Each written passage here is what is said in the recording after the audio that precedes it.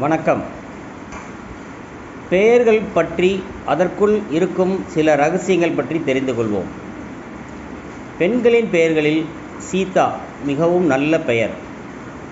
சீதா லட்சுமி என்று பெயர் வைப்பார்கள், சீதா என்று அழைப்பார்கள். திரைப்பட நடிகை ஒருவர் சீதா என்று இருந்தார். நல்ல நடிகையாக இருந்தார், இன்றும் இருந்து கொண்டிருக்கிறார். இவர்கள் இயற்கையிலேயே அமைதியாகவும் இருப்பார்கள், அழகாகவும் இருப்பார்கள். நாம் உதாரணத்திற்காக சீதா பிராட்டியை உதாரணத்திற்கு மட்டும் பயன்படுத்திக் கொள்கின்றோம்.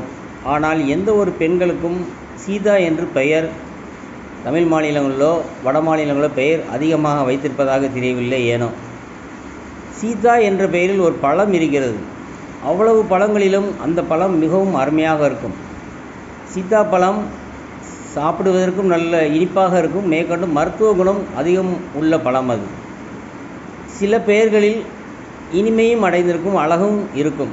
சில காலங்களில் கிடைக்கும்.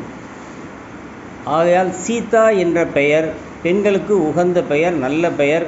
வைத்திருந்தால் குடும்பத்தில் அமைதியாகவும் இருப்பார்கள், நல்ல பெண்மணியாக இருப்பார்கள். நன்றி.